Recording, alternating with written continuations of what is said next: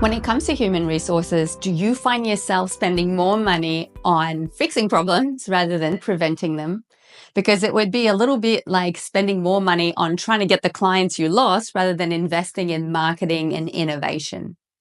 Preventative and proactive approach work just as well with wellness in the workplace. And this is why I've created the Wellness Blueprint program, which you can now purchase the license for.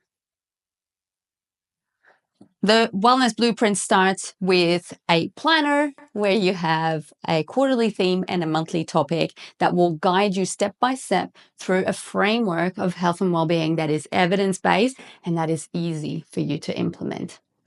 As part of the license, you will also receive a leadership workbook that'll guide you step by step through all the steps and the questions you need to ask yourself to implement that program with as much impact and success as possible.